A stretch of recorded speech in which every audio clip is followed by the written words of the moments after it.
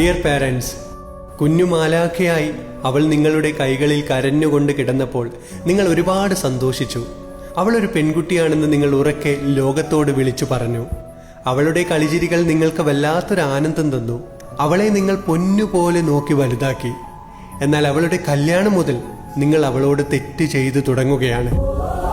പൊന്നും ധനവും മോഹിച്ചു വരുന്നവന്റെ മുഖത്ത് നോക്കി എൻ്റെ മകളാണ് ഈ ഭൂമിയിലെ ഏറ്റവും വലിയ പൊന്നും ധനവും എന്ന് പറയാൻ ഭയമില്ലാത്തിടത്തോളം തുടങ്ങുകയാണ് അവളുടെ കഷ്ടപ്പാടുകൾ. അവൾ വന്ന് ഭർത്താവിൻ്റെ ക്രൂരതകൾ വിവരിക്കുമ്പോൾ അതൊക്കെ ശരിയാവുമെന്ന് പറയുന്നിടത്ത് നിങ്ങൾ അറിയുന്നില്ല നിങ്ങൾ നിങ്ങളുടെ തെറ്റുകളെ വലുതാക്കുകയാണെന്ന്. അവൾ അവൻ്റെ അടുത്ത് സഹിച്ചു നിൽക്കുന്ന കാര്യം വന്ന് പറയുമ്പോൾ നിങ്ങൾ നിങ്ങളുടെ കുടുംബ മഹിമയും സമൂഹത്തെയും ചൂണ്ടിക്കാട്ടി അവരെന്ത് കരുതുമെന്ന് പറഞ്ഞ് സമാധാനിപ്പിക്കുമ്പോൾ നിങ്ങൾ അറിയുന്നില്ല നിങ്ങൾ അവളുടെ ജീവിക്കാനുള്ള കൊതിയുടെ വാതിലുകൾ കൊട്ടിയടക്കുകയാണെന്ന്.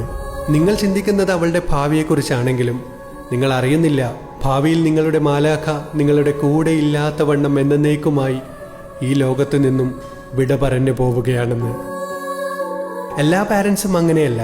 എന്നാൽ നിങ്ങൾ അവളോട് പറയണം, ഇതൊരു ടോക്സിക് റിലേഷൻഷിപ്പ് ആണെങ്കിൽ നീ ധൈര്യമായി ഞങ്ങളടുത്ത് വന്നോളൂ, നിന്നെ ഞങ്ങൾ ഇരു കൈയും നീട്ടി സ്വീകരിക്കാമെന്ന്.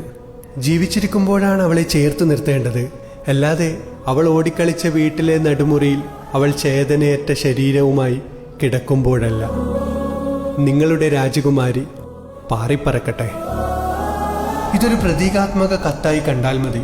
ഇനി പെൺകുട്ടികളോട് ആത്മഹത്യ എന്നത് ജീവിതത്തിൽ തോറ്റുപോവലാണെന്ന് തിരിച്ചറിയുക. നിങ്ങൾക്ക് ആരെയാണോ ക്രൂശിക്കേണ്ടത് അയാളെ മാധ്യമങ്ങളും കോടതിയും കുറച്ചുനാൾ ക്രൂശിച്ചേക്കും. അതാവരുത് നിങ്ങളുടെ അവസാന ചോയ്സ്. പരുന്തുകൾ വേദന സഹിച്ചും സ്വന്തം ചിറകുകൾ കളഞ്ഞുകൊണ്ട് പതുങ്ങിയിരിക്കുന്നത് പോലെ കണ്ടാൽ മതി ഇപ്പോഴത്തെ നിങ്ങളുടെ പ്രശ്നങ്ങൾ. ആ പരുന്തിനറിയാം ഈ കൊഴിഞ്ഞ ചിറകുകൾ എനിക്ക് വരാനുണ്ടെന്നും ആ ചിറകുകൾ വെച്ച് എനിക്ക് പഴയതിലും അഭിമാനത്തോടെ ഈ ലോകത്തിൻ്റെ മുകളിലൂടെ വട്ടമിട്ട് പറക്കാനുണ്ടെന്നും.